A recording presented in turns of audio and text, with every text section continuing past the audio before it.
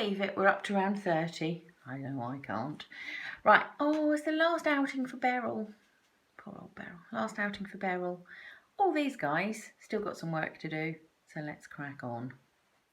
Right, so on round 30, we are working some fairly standard double crochets up here.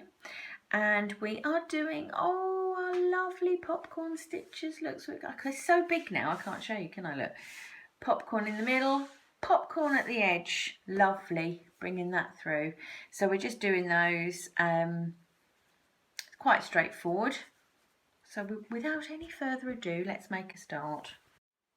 Right, so here we are at the end of round 29. Gosh, can't believe it. And we're going to join Beryl into the left-hand treble of these two, pistachio treble. Oh, I've done it again, look. Of these two pistachio trebles, any of them going round, obviously, but we're gonna use the left-hand one. And as usual, say it with me, back loops only, UK terms. I can hear you. Right, so join in the usual way, pulling the loop through and then another chain just to secure it, and that's going to count as our first double crochet. So this time, here is our repeat. We're going to do 7 double crochet up the side of this mountain. So as mentioned, the joining one counts as 1. So we are on number 4, 5, 6 and 7, and now our old faithful of double chain double in the chain space at the top. So between, can you see those two going into one? So between those, so right in there, double chain double, and it's the normal spiel of don't forget that tiny stitch which is kind of half hidden, because that's where we're going to go next. And there's an easy way to make sure that you've gone into the right place, and I'll show you that at the end of this bit. So it's another 7 doubles. So 1, 2, 3,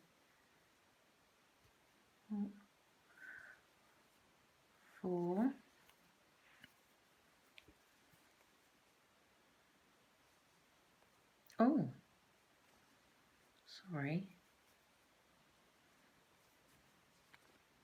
5, 6, and here's the last one of this section. So the 7th one has got to fall into that treble from the pistachio round. All right, so if it falls in there, you know you're doing okay. So we're going to start in this one with our doubles and end in this one. All right, obviously not like that. You'd start in this one, go up and over, and end in this one, but you know what I mean. You knew what I mean, didn't you, viewer? Okay, I need to get Trusty Needle to show you where we're going next, because we're now going to make a popcorn stitch, just like we did at the beginning, just like these fellas. But we're going to make it in a front loop, but we're not phased by that anymore, are we? Can you see this purple Bordeaux stitch? It's just that one stitch that fell right in the middle at the apex, the summit of this mountain. That's the one that we're going to do the popcorn stitch into. So I've just put my needle in there for now, so you can see that V ever so clearly, and it's the front loop of that we're working into. Okay, so shall we remember, how did we do popcorns? Right, well, they're made up, aren't they, with 5 trebles, UK terms. So let's just go and do 5 trebles. Oh, that end, do you know what, I'm going to do something unconventional for me. I'm going to snip that off. It's caught in, look, on the back, so it's okay. I'm just going to snip it off. We don't have to put up with this. There you go, look, it's gone. Thank you, we have the power. Sorry. Right, first treble into that front loop.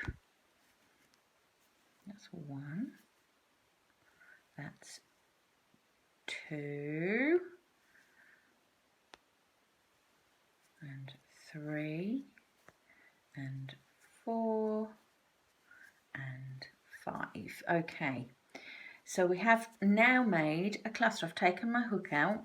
I want to show you, we've got 5 trebles there, remember, and we're going to put our hook into the first one that we made, into the top of the first one through both loops. Okay. Bend it round a little bit because we're going to go, sorry, yes, we're going front to back here through both loops, but we're going to go back to front through the last one of the trebles that we've made. So front to back to front. Remember, smile. If you watch the beginning, that will make sense. If not, you're going to go, okay. Okay, sorry, pull through. I just must stop talking. Let's do that again. Sorry. Let's just do it again. Go front to back through the first treble that we've made and back to front, back to front through the last treble that we've made. Make a smile and pull that loop through that loop. So sort of folded over, squishy flat, make a chain to complete it. All right, it's done. Okay, now we're going to skip a stitch. So we're skipping this stitch here. And we're back to our beginning of our repeat. So we know we're back to the beginning because our next stitch falls right at the top of that treble. Let's do another one. So 7, climbing the mountain. Climb. Don't sing it, Emma. Don't sing it. Every mountain. I can't help it. Did you ever see that French and Saunders sketch? Of course we love the original, don't we? Bit of Sound of Music, like a bit of Sound of Music. Right. Oh, look, I've got a slubby bit there. Do you know what? This is another opportune time. I'm going to cut that out. Let's do that. Let's do that. We can't live with that, can we? No. Do you remember what we did last time? I don't know if you watched the one where I did it last time. I'm going to just pull this back. You can see, can you see that sort of slubby join?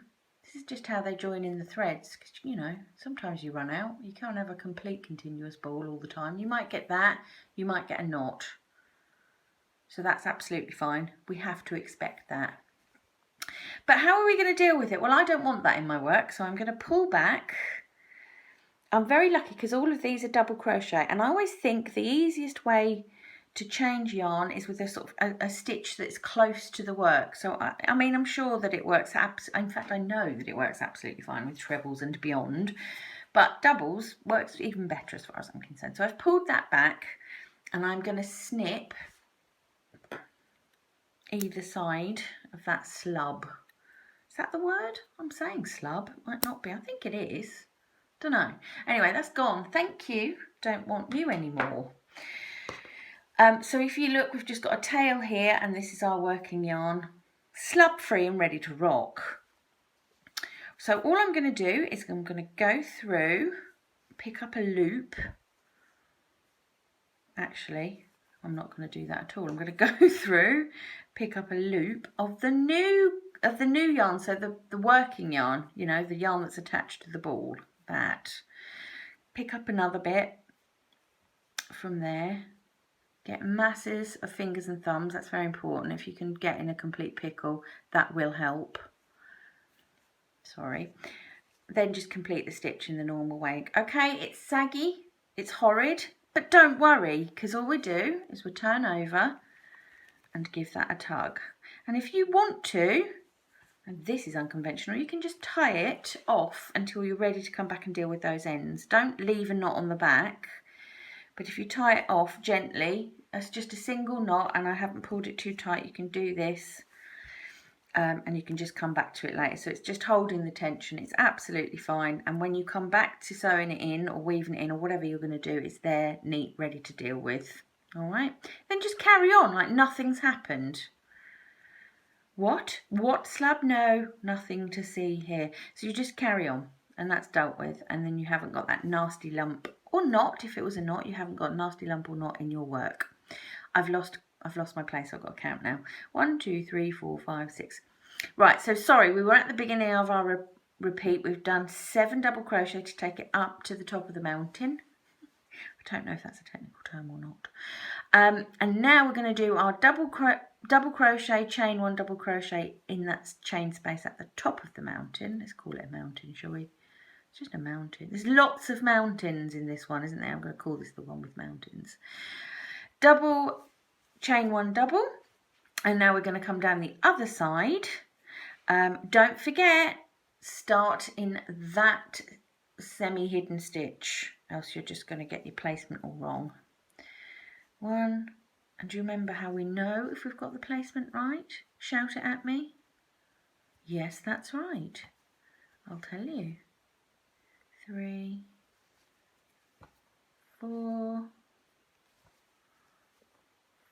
5, 6. That's how we know if we've got the placement right, because the 7th double crochet will fall right at the top of this treble.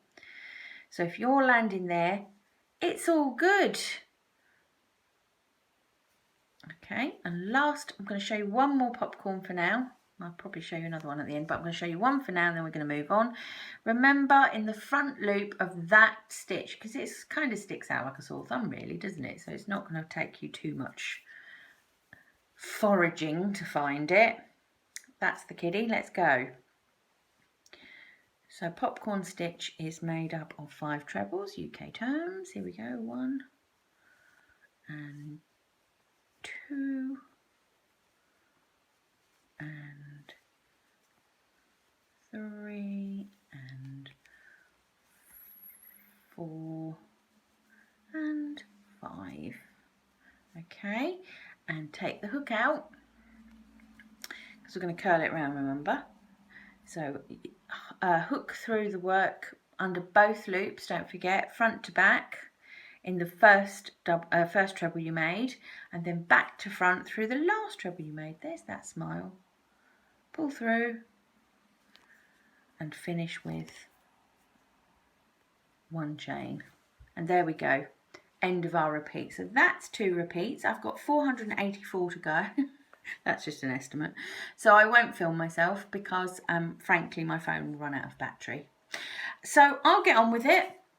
Meet you at the end. We'll probably do one more repeat at the end, and then we can wave goodbye to Beryl.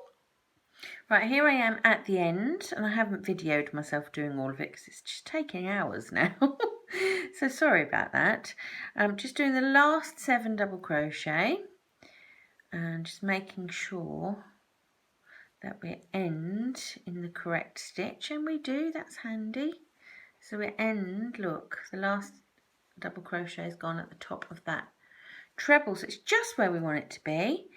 Oh, embrace yourself, kids, because this is the last popcorn of this project. So we're going in that front loop. The last popcorn stitch. Oh, it's been good, isn't it? It's been nice. 2 treble,